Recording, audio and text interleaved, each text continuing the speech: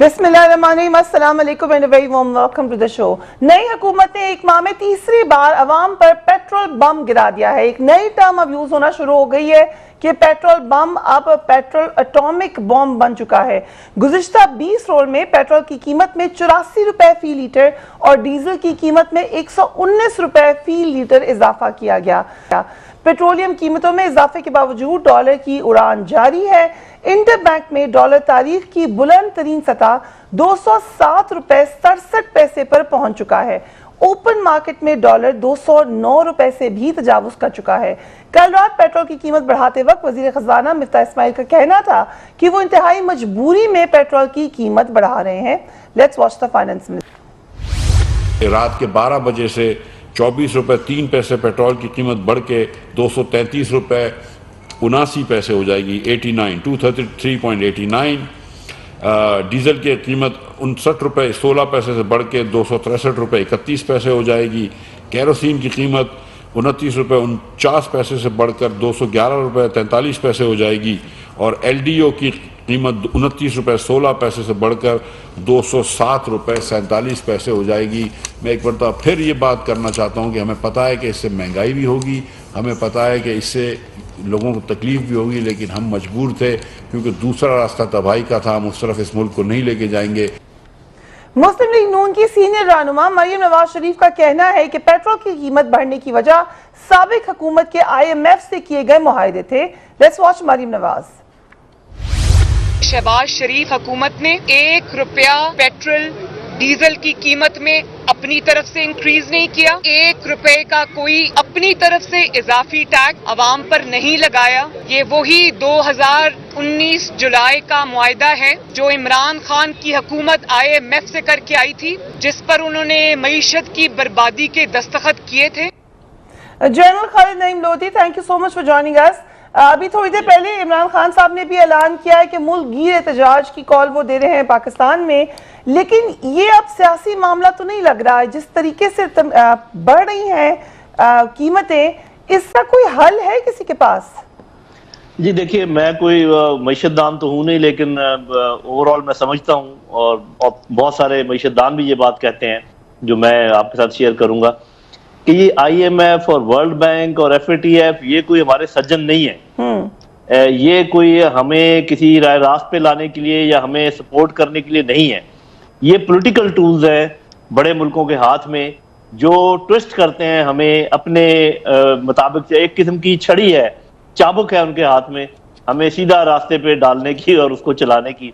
सीधे रास्ते से आप समझती है कि मैं क्या कहना चाह रहा हूँ। तो ये दूसरी बात ये है कि देखिए, जब अगर पेट्रोल इंटरनेशनल फिनोमेना है, जो कि मैं भी समझता हूँ कि है, वो कि मुल्क उसमें फिर सब्सिडीज वगैरह देते हैं या कोई टारगेटेड सब्सिडीज देते हैं, तो अगर ये मामला इस तरफ जा रहे थे और बहुत बुरा परफॉर्म कर रही थी PTI की हुकूमत, तो 1 साल इंतजार करते वो पॉलिटिकल मौत मार जाते अपनी। ये जो इस वक्त गले में तौक डाला है, इसका कोई मुझे वजह तो बता दे कि जी इन वजूहात की बिना पर हमने ये मुश्किल काम अपने जिम्मे ले लिया। अरे भाई, बदनाम भी हो रहे हो और वो सारे काम करने पड़ रहे हैं जो आपके ख्याल में उनकी वजह से है, उनको करने देते ना। आपने क्यों ये गलत वक्त में सारे काम करने के लिए राजी हो गए?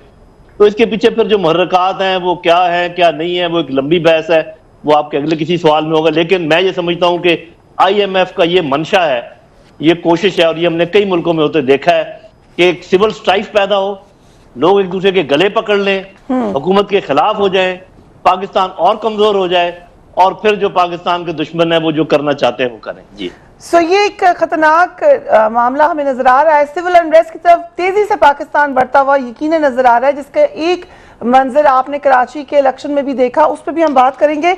लेकिन मीनवाइल इमरान खान साहब इस बात को बार बार कह रहे हैं कि जो पेट्रोल की कीमत बढ़ रही है उसका एक तरीका था उनके पास, और वो ये था कि रूस से सस्ता तेल खरीदा जा सकता था। जबकि मिफ्ताह इस्माइल साहब ने इंकशाफ किया है कि मौजूदा हुकूमत ने रूस से तेल खरीदने के लिए बातचीत की कोशिश की, लेकिन रूस ने मना कर दिया। इफ्तिखार दुरानी साहब, इस मामले को, इस क्लेम को तो रिजेक्ट कर रही है सबकी हुकूमत, लेकिन ओवरऑल भी जिस आप लोग भी महंगाई कर रहे थे, तो जो आप एक्सक्यूज देते थे अब वही हुकूमत दे रही है। ये मामला क्या ऐसे ही रहेगा, महंगाई होती रहेगी चाहे कोई भी हुकूमत में हो? बिस्मिल्लाहिर्रहमानिर्रहीम जी, पहली बात यह है कि हमारी बारी में हमने पेट्रोल सस्ता किया था। जो हमारे पर इल्ज़ाम है इनका इस वक्त वो ये है कि इमरान खान ने पेट्रोल सस्ता किया था। ये हमारे जो बयानिया है उसको तक़वियत दे रहा है कि, और अभी जनरल साहब ने बिल्कुल अच्छी बात की है कि आखिर को इनको ये तोक पहनने की ज़रूरत क्या थी जब इमरान खान हैंडल कर रहा था। इनको सबसे बड़ा इशू क्या है जी? इनको सबसे बड़ा इशू है क्रेडिबिलिटी का। क्रेडिबिलिटी IMF के साथ नहीं है, रशिया के साथ नहीं, दुनिया में जहाँ जहाँ जा रहे हैं वहाँ पे उनको पता है ये लिजिट गवर्नमेंट नहीं है, इसके पास कोई इखलाकी जवाज़ नहीं है, ना इनके पास कोई आइनी जवाज़ है। ये एक नॉन लिजिट गवर्नमेंट है जिसको कोई भी मुंह लगाने के लिए तैयार नहीं है पूरी दुनिया में। इमरान खान भी तो नेगोशिएट कर रहा था उनके साथ। देखिए कोई IMF का जो एग्रीमेंट है वो कोई हरफ आखिर तो था नहीं, वो आपके लिए एक किताब है बड़ी मजेदार। नहीं, बट IMF का एग्रीमेंट बाय नो मींस कोई इतना आसान तो नहीं था, वो तो वही एग्रीमेंट है, कोई तब्दील तो नहीं हुआ। किताब है, उसका नाम है ग्लोबलाइजेशन एंड इट्स डिसकंटेंट। ठीक है जी। वो जो वर्ल्ड बैंक के और क्लिंटन के एडवाइजर्स थे उन्होंने ये किताब लिखी हुई है, उसमें वो 11 मुल्कों का केस स्टडी देते हैं आपको, और 11 में जो है वो ये तमाम काम करते हैं जो कि इस वक्त आपके मुल्क में हो रहा है। आपने अपने नेशनल इंटरेस्ट देखना है, आपने IMF को नहीं देखना, आपने अपनी आवाम को देखना है। यहाँ पे इस मुल्क में कोविड हुआ, सारी पार्टियां कह रही थी इमरान खान को कि जी आप लॉकडाउन करें, उसने मुल्क को देखा, मुल्क की आवाम को देखा, और आज आप दुनिया के 5 उन मुल्कों में एक एग्जाम्पल दीजिए जी कोविड आप ऐसे मैनेज करें। IMF is a negotiable document है, आप करें ना, बट उसके लिए आपको क्या चाहिए? क्रेडिबिलिटी। इनके पास ना मॉरल क्रेडिबिलिटी है, ना इनके पास लेजिटिमेसी है, ना ये लोग जो है इस जब आप लोग कहते हैं हम रूस से तेल खरीदते तो यू 100% श्योर या ये एक आइडिया है कि हम ऐसा कर सकते थे? देखें जी, ये तो पहली बात है कि मैं मिफ्ता इस्माइल साहब से बिल्कुल एग्री नहीं करता। ठीक है जी, ये हमाद अजहर साहब ने ख़त बिल्कुल लिखा हुआ था, इमरान खान साहब ने बिल्कुल गुफ्तगू की हुई थी और वो रेडी थे, और वो हमें नहीं दे रहे थे, वो दुनिया में बाकी ममालिक को भी दे रहे थे। तो पाकिस्तान को दे रहे थे ना, तो अभी क्यों नहीं देंगे फिर अगर पाकिस्तान को? लेकिन नहीं है, नहीं क्रेडिबिलिटी। आपको ख्याल है, देखें रशियन एम्बेसडर ने आके शौकत पराचा साहब के प्रोग्राम में कह नहीं दिया, उन्होंने बता दिया कि जी हमें पता है कि क्या हुआ है पाकिस्तान में।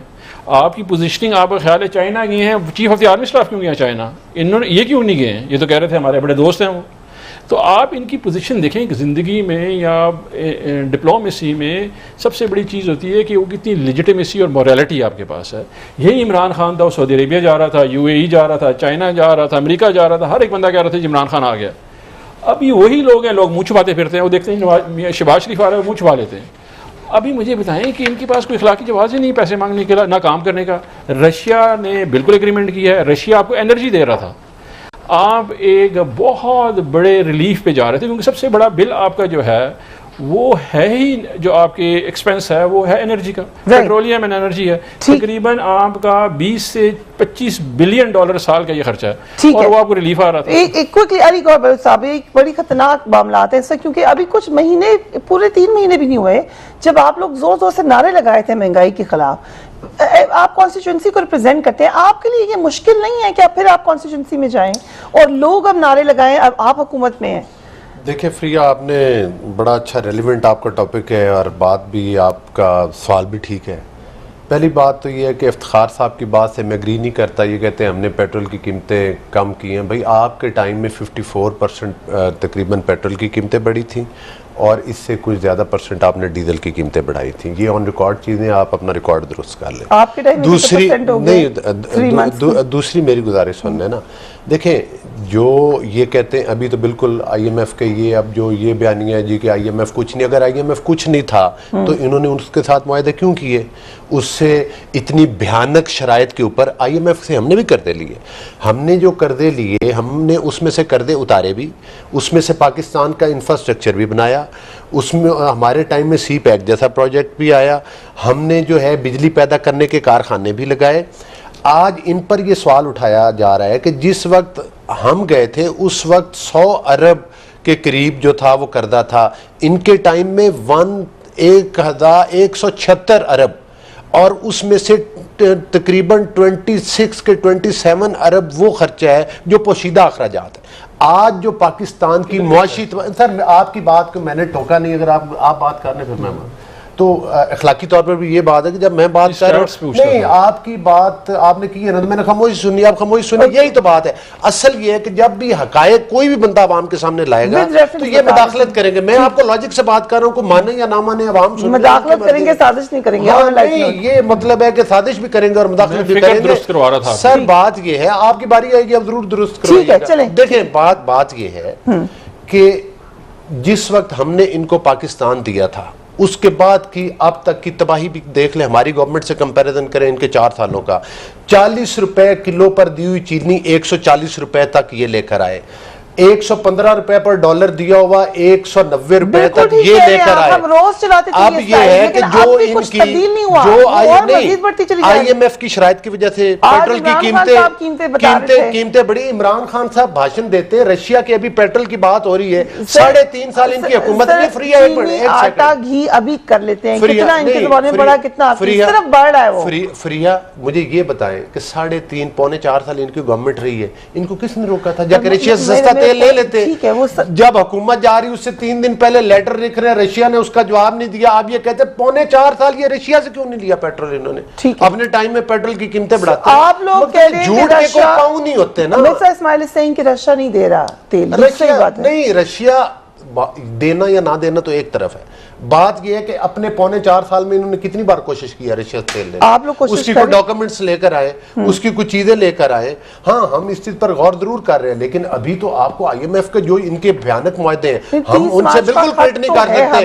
और दूसरी बात ये की जा रही है ना कि जी हमने वो तौक क्यों उठाया, जो जिस पाकिस्तान का बेड़ा ये पौने 4 साल में गर्क कर चुके थे, जो कि इनकी करप्शन, इनके स्कैंडल्स, इनकी अकरबा परवरी की वजह से पाकिस्तान की माशी तबाही, पाकिस्तान की माशी तबाही बिल्कुल हालात की वजह से।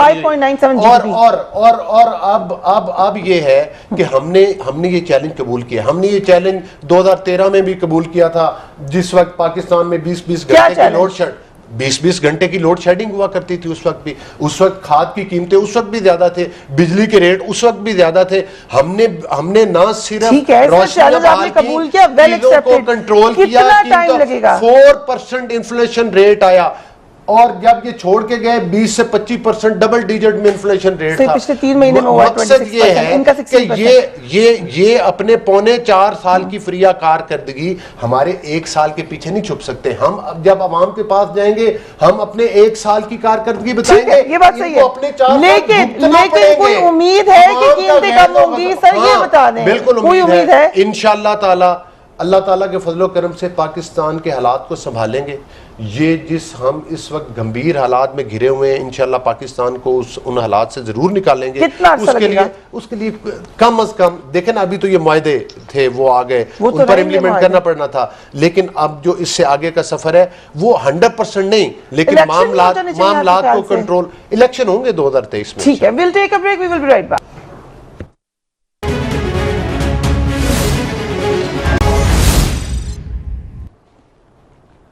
And welcome back. मुल्क में एक बार फिर तहरीक इंसाफ की हुकूमत को हटाने की गैर मुल्की साजिश की गूंज बढ़ गई है। हाल ही में DGI-SPR major general Babar Iftikhar ने एक इंटरव्यू दिया जिसमें उन्होंने वाजे किया कि नेशनल सिक्योरिटी कमेटी की मीटिंग में अफवाज पाकिस्तान ने यह बिल्कुल क्लियर कर दिया है कि इमरान खान की हुकूमत हटाने के लिए कोई सी साजिश नहीं की गई थी। तहरीक इंसाफ ने DGI-SPR के बयान को सियासत करार दिया तो उन्होंने एक और इंटरव्यू दिया और फिर वाजे किया कि वो सियासी बयान नहीं दे रहे बल्कि हकाइक बता रहे हैं। इफ्तिखार दुआइन साहब, जब DGI-SPR बात करें ऑब्वियसली हिज इन्फॉर्म्ड ओपिनियन भी नहीं होगा क्योंकि उनकी इन्फॉर्म्ड इंफॉर्मेशन है, प्रिविलेज्ड इंफॉर्मेशन है जिसको वो आवाम से शेयर करें। हाउ कैन यू से कि ये राय थी? देखें जी, मैं इस पर थोड़ा सा टाइम लूँगा और मैं क्लैरिफाई करूँगा पब्लिक के लिए। पहली तो बात है, सबसे पहले मैं पब्लिक को मुबारकबाद देना चाह रहा हूँ। कल असद उमर साहब ने बताया कि supreme commander of the arm forces Pakistan है, तो क्लैरिफिकेशन भी उन्होंने कल दे दी है कि वो फैसला साज है, क्योंकि आप कमीशन साइन वो करते हैं फौजी अफसर का, तो एक तो आवाम को क्लियर हो गया। जो बाबर इफ्तिखार साहब को कुछ पहले नहीं क्लैरिटी डाल दी ना कि वज़ीर आज़म साहब ने खत में लिखा कि जो लोग, उन्होंने बताया ना जर्नैल नहीं होता, supreme commander is the president of Pakistan. Babar Iftikhar साहब जो हमारे जनरल साहब हैं, काफ़ी जो है ना वो अच्छे प्रोफेशनल हैं, लेकिन मैं कुछ उनको being a communication expert suggestion देना चाह रहा हूँ। ये बड़ी बैड कम्युनिकेशन थी जो उन्होंने की है, ठीक है जी, ये मेरा ऑफिशियल स्टांस मैं आपको देना चाह रहा हूँ एज ए कम्युनिकेशन एक्सपर्ट। आपके पास 2 एलामिया ऑलरेडी मौजूद थे NSC के, अगर आपने किसी भी सियासतदान को जवाब देना था वो एलामियों को रेफरेंस कर दें, ठीक है जी। उस एलामिया में एक्सप्लिसिटली मेंशन है कि क्या है और क्या नहीं है। इसका मतलब है कि मेरा ज़ाती ख्याल है, मेरी पार्टी का नहीं, मेरा ज़ाती ख्याल ये है कि आपका जो बयान था वो पार्टीजन था, जिसकी वजह से आपको एक्सप्लेन करना पड़ा एक फॉलो अप में। तो मैं उम्मीद करता हूं कि आप इसको पॉजिटिव सेंस में लेंगे और आइंदा जो बयान देंगे उस बयान में आप पार्टीजन अप्रोच नहीं रखेंगे। अच्छा, उन्होंने कहा कि but just quick question Iftikhar Jumani साहब, अगर वो कह देते हैं कि साजिश है जो कि नहीं लिखा हुआ, जिसको रेफरेंस आप भी कह रहे हैं, तो वो पार्टिजान नहीं है। नहीं, मैं सिर्फ but because he is saying something जो आप चाहते हैं कि वो ना कहें, पार्टीजान इसलिए है कि आप उसका डिस्कोर्स एंड कंटेंट एनालिसिस करें, किसी एक्सपर्ट को बुलाएं और उन्हें कहें कि जी ये एलामिया है और ये ISPR का डिस्कोर्स और कंटेंट उन्होंने दिया है, तो आपको पता चल जाएगा पार्टीजन में क्यों कह रहा हूँ उसको, ठीक है जी। अच्छा, कमिंग बैक कि जी उस एलामिया में को अगर आप पढ़ें, उसका लास्ट पराया है कि जी NSC एग्री करती है special cabinet meeting of 30th मार्च। किसी ने आज तक स्पेशल कैबिनेट मीटिंग 30th मार्च पढ़ा है किसी ने, सिवाय उस काबीना के अलावा? NSC ने पढ़ा हुआ है। उसकी एक रिकमेंडेशन भी आप इंडोर्स कर रही है NSC, और वो रिकमेंडेशन थी कि आप इन कैमरा दे दें, ब्रीफिंग दे दें पार्लियामेंटेरियंस को। तो इसका मतलब है कि उसमें तमाम गुफ्तगू हुई है जो जिसको कह रहे हैं कि साजिश का लफ्ज़ नहीं आया। एक पॉइंट।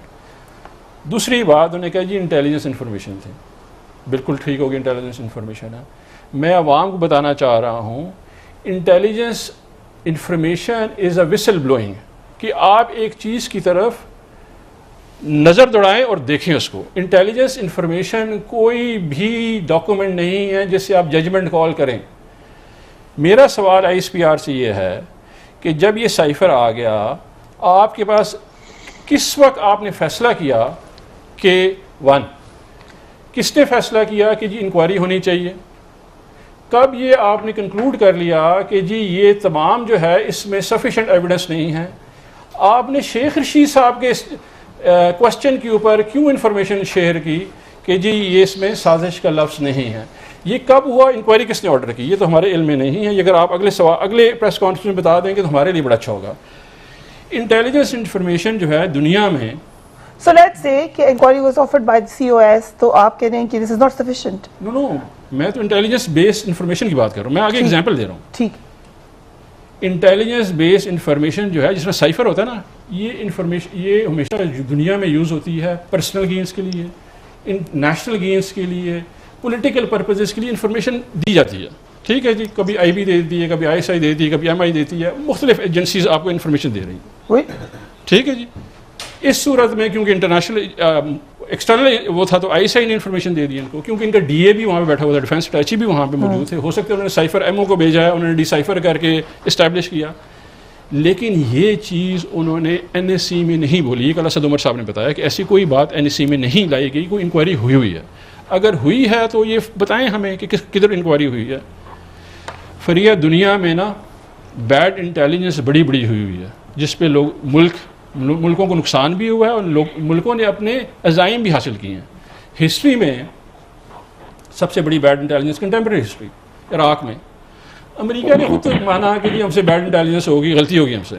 सीरिया की वॉर बैड इंटेलिजेंस चल रही है। पाकिस्तान के अंदर क्या हुआ? Osama bin Laden bad intelligence, Salala operation bad intelligence. अच्छा, क्या इंटेलिजेंस रिपोर्ट में सजा हो सकती है? नहीं, it's not a legal information, you have to inquire. Inquiry के लिए कब हुई है, किसने किया, यही तो हम कह रहे हैं। अच्छा, ये बड़ी आप जो बात कर रहे हैं, this is very delicate. You are saying कि आपको पता ही नहीं है कि कोई इंक्वायरी हुई है, और अगर हुई है तो you think it's bad intelligence, वो तो कल because it does not suit your opinion या पॉलिटिकल ओपिनियन। कल जनरल साहब ने फरमाया कि ये इंटेलिजेंस बेस्ड इंफॉर्मेशन है कि साजिश नहीं हुई। ये जनरल साहब का बयान है, मैं नहीं कह रहा। ठीक है, NSC में ऐसा कोई बयान नहीं रखा गया कि जी हमने ठीक है, बस हुई है नहीं। देखें, मैंने आपको 2 मीटिंग रेफर कर दी हैं। एक है special cabinet meeting of 30th मार्च। उस वक्त के जो काबीना मेंबर्स हैं उनसे पूछें क्या ब्रीफिंग हुई है, उधर वो गुफ्तगू हुई होगी ना जी, तब NSC ने डिमार्च इशू कर दिया है और साथ उन्होंने कहा जी कैबिनेट में ब्रीफिंग दे दें। ये इतना ईजी इशू नहीं है। देखें जी, इस मुल्क में मैं एग्जाम्पल देता हूँ आपको। आपको पता है कि जी यहाँ पे जनरल ज़िया साहब का त्यारा फट गया था 1988 में। जनरल ज़िया साहब गए भावलपुर और उनका त्यारा फट गया, अमेरिकन एम्बेसडर भी उनके साथ थे। आया पता चला वो क्या हुआ। Do you think international conspiracy होती है इस वाइट कॉलर क्राइम में कोई ट्रेस छोड़ता है? No, you have to inquire, there has to be a commission. आप ऐसा हो ही नहीं सकता कि आप कमीशन बनाए बगैर आप ब्रश असाइड कर सकें। इस मुल्क में काफ़ी case Are you brushing aside what DGISPR said? मैं अपना पॉइंट ऑफ व्यू दे रहा हूँ जी, एक पाकिस्तानी के लिहाज से, कि जी सिर्फ ये कह देना कि जी इंटेलिजेंस शेयरिंग, इंटेलिजेंस डॉक्यूमेंट जो है वो किसी को कॉन्विक्ट नहीं कर सकते, किसी को फ़ायदा नहीं पहुँचा सकते। ये आप डिटर्मिन नहीं कर सकते कि ये एक केस साइड पर रख दिया गया। आपको इंक्वायरी करनी पड़ेगी। अगर आपने इंक्वायरी कर दी है तो आवाम को पब्लिक कर दी। इंक्वायरी को तो वेलकम किया DGISPR ने, उन्होंने कमीशन बना देते हैं। तो फिर तो जजमेंट नहीं दे सकते। बट आपके ख्याल से अभी जजमेंट आ गई है जो गलत है? नहीं देनी चाहिए थी अभी जजमेंट, नहीं देनी चाहिए। ठीक है, जनरल लोधी से भी पूछते हैं। बाकी जनरल लोधी, आपने सुना जो इफ्तिखार साहब कह रहे हैं, वो कह रहे हैं कम्युनिकेशन के हवाले से इट वाज बैड कम्युनिकेशन। जी, मैं तो ये शिकायत हूं कि आप लगातार इतना ज्यादा टाइम उनको दे दिया तो हमारे बोलने के लिए तो कोई वक्त ही नहीं। जी, लेकिन बात ये, मैं तो कहता हूँ पॉजिटिविटी को लें। जब कह रहे हैं DGISPR कि हमें कोई इतराज नहीं है जुडिशियल कमीशन पर, और डिमांड कर रही है PTI की जुडिशियल कमीशन होना चाहिए, तो इस कजिए को खत्म करने के लिए जुडिशियल कमीशन बना के नहीं देते। ये एक मेरा पॉइंट है। दूसरा पॉइंट, जब जुडिशियल कमीशन बनेगा तो ये जो हमारी मेन बड़ी इंटेलिजेंस एजेंसी है इसी के पास जाएगा या कुछ अपने तौर पे वो इन्वेस्टिगेट करेगा? दोबारा इन्हीं के पास जाएंगे तो ये कोई अपनी उससे फिर थोड़ी जाएंगे। जो अब कह रहे हैं यही बाद में कहेंगे, ये दूसरी बात है। तो इसकी जो आउटकम है जुडिशियल कमीशन का वो मैं आज आपको बता देता हूं। तीसरी बात कि देखिए, ये जो एक हमारा वतीरा है कि जो भी पार्टी हुकूमत से बाहर हो जाती है वो खींचतानी शुरू कर देती है एस्टेब्लिशमेंट के साथ। ये जो अभी हुकूमत में बैठे हुए इन्होंने क्या कुछ नहीं कहा फौज को, नवाज शरीफ साहब ने क्या नहीं कहा, मरियम साहिबा ने क्या नहीं कहा, पीपल्स पार्टी के सरबराहों ने क्या नहीं कहा। तो ये मामला खत्म होना चाहिए। अगर वो चाहते हैं कि अब हम गैर सियासी होना चाह रहे हैं तो हमें मदद करनी चाहिए उनको गैर सियासी होने की। एक बात मैं और ये कहना चाहूंगा, और ये दोनों के लिए है, PTI के लिए भी है और ISPR के लिए भी है, कि डायरेक्ट एक दूसरे इस तरीके से ना उलझे। ना PTI सीधा पकड़े DGISPR को और उनके बयान को, और ना DGISPR सीधा उनके जवाब दें और रिबटल दें। इससे निकल जाना चाहिए। ये मामला है दोनों पॉलिटिकल ग्रुप्स के दरमियान कि ये जुडिशियल कमीशन होना चाहिए या नहीं होना चाहिए, वो आपस में फैसला करें जिस तरीके से भी हो सकता है। और इसमें DGISPR को कूदने की कतन कोई जरूरत नहीं है मेरे अपने ख्याल में। और मैं तो ये कहता हूं कि जब सब रजामंद है, हुकूमत ने भी शुरू में इंदिया दिया था कि जी हम बना लेते हैं कमीशन, PTI भी कमीशन की डिमांड कर रही है, वो भी कह रहे हैं एस्टेब्लिशमेंट की हमें कोई इतराज नहीं है। तो सारी बहस को खाम खा लंबा तूल देने की जरूरत क्या है? कमीशन बनाए और आगे चलें। ये मैं आपको बता देता हूं कि कमीशन का लुब्बे लबाब वही होगा जो अब है। उसकी वजह ये है, ये नहीं कि वो सही होगा या गलत होगा, उसको मैं नहीं उसकी गहराई में जाता। आपने पूछना ही नहीं इंटेलिजेंस एजेंसी से है जो आज आपको बात बता रहे हैं। तो मेरा ख्याल है कि इस मामले को किसी न किसी के खत्म करना चाहिए और ये इसको लॉजिकल एंड पे पहुंचा देना चाहिए और आगे चलना चाहिए। एक क्विक क्वेश्चन है जनरल साहब, अनवर से खास साहब कुछ कहना चाह रहे हैं, लेकिन इंस्टीट्यूशनल रीथिंक भी तो होता है मामलात में जनरल साहब। चाहे जो 20 साल पहले थी थिंकिंग, क्या वही होगी 20 साल बाद, या रीथिंक भी होता है? So commission could actually find out something different. जी, वो तो मैं कह रहा हूँ कि अगर हो जाए तो बहुत अच्छी बात है। ये तो मैं अपना वो असेसमेंट दे रहा हूँ ना कि वो और किसके पास, हाँ, और किसके पास जाएंगे वो। लेकिन अगर ऐसा होता है तो बहुत अच्छी बात है, क्योंकि ऐसे देखें, ऐसे इंडिकेटर्स हैं। मैं बरमला ये कहूंगा, ऐसे इंडिकेटर्स हैं जिनसे, जैसे मैंने पहले एक सवाल पूछा था ना कि ये कौन सा टाइम था तौक को गले में डालने का, तो फिर उसके अंदर ऐसे जवाबात हैं जो किसी किस्म की इंक्वायरी के मुतकाजी हैं। तो जब सब तैयार हैं तो भाई उसको कर ले और खत्म करें। सो बड़े खतरनाक मामला पे आप हैं। मैं भी इस पे करूंगा, प्रोग्राम का तो टाइम खत्म हो जाएगा। सर मैं देखिए बात ये है, आज तो मरियम साहब के साथ खड़ी हैं। जी बिल्कुल, उन्होंने उनके बयान की तायीद की है, मैं उधर मौजूद था। देखिए बात ये है कि इफ्तिखार साहब ने बड़ी डिटेल बात की है। पहली बात तो ये है कि हम लोग अवाम से वोट लेकर आते हैं, 22 करोड़ अवाम है, इन्होंने बड़ी पढ़ी लिखी टेक्निकल बातें की हैं। ISPR को ज़रूर इफ्तिखार साहब की बातों का जवाब देना चाहिए, लेकिन फ्रैंकली स्पीकिंग इनकी और आपकी गुफ्तगू बासियत एक अवामी बंदे के मेरे तो सर से गुजरती रही।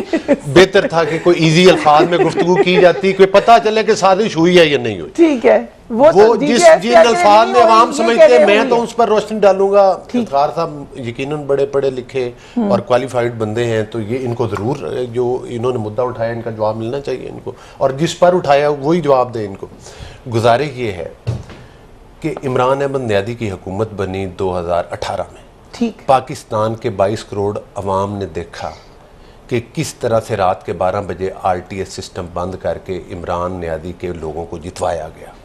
दूसरे नंबर पे पाकिस्तान के अवाम ने 22 करोड़ अवाम ने देखा कि किस तरह से लोगों की पार्टियां और वफादारियां तब्दील करके PTI में उनको शामिल किया गया। पाकिस्तान के 22 करोड़ अवाम ने देखा कि किस तरह से जो इनके साथ इत्तेहाद में पार्टियां थी, किस तरह से उन लोगों को इमरान अहमद न्यादी के साथ बिठाया गया। आज इत्तेहादी भी उठकर आ गए दूसरी तरफ। आज वो जो जिन लोगों को टिकटें दी थी, जो 4-4 दफ़ा, मैं मानता हूँ बात के पार्टियां बदली, और वो किसके कहने पे बदलते हैं वो भी पता है। एक आम फ्रिया बात है, आप किसी 15 दोस्तों में बैठ जाएं, किसी फैमिली गैदरिंग में बैठ जाएं, आप अमेरिका के खिलाफ बात करें, 100 में से 99 बंदा आपको अमेरिका के केस चाहे देगा, और 100 में से 99 ही चाहेगा कि वीज़ा अमेरिका का लग जाए। बात बड़ी सिंपल है कि चूँकि इमरान अहमद न्यादी साहब के पास अपनी कारकर्दगी दिखाने के लिए तो है कुछ ना।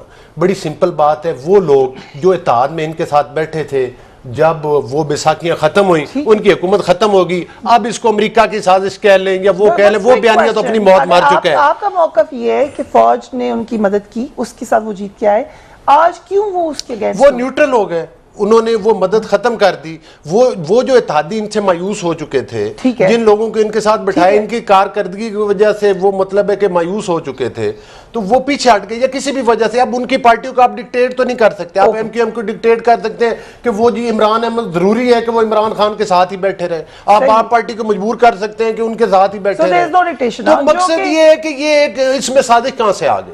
वो लोग चले गए उधर, वो जी उन्हें कहा गया, अच्छा वो क्या अपनी आजादी, अच्छा जी फॉर एग्जाम्पल अगर मान लिया जाए जी उन्होंने अमेरिका की साजिश है जी, चलें जी अगर MQM को अमेरिका ने कह दिया, इनके बकौल मैं बात कर रहा हूँ, लेकिन वो एक पार्टी अपनी राय तो रखते हैं। वो फरीहा के कहने पे हटा है, वो अली गौर के कहने पे हटा है, या अमेरिका के अब ये कहते हैं अमेरिका के कहने पे हटा है, तो अमेरिका तो नहीं कहेगा ना। पहले 70 साल से अमेरिका रहा इधर पाकिस्तान में, मार्शल लॉ अमेरिका लगवाता रहा है, काफ लीग अमेरिका ने बनवाई थी। तो इमरान और दूसरी बात यह है, शेख रशीद का बयान ऑन रिकॉर्ड है कि 4 महीने पहले से हमें पता था और वो साजिश हो रही थी। और दूसरा वो जाती दफा ये भी बता गए हैं कि इमरान खान तो वो माइंस बिछा कर गए हैं। इनके बयानात की नफी तो इनके पार्टी के मेन लोग कर रहे हैं। और दूसरी बात ये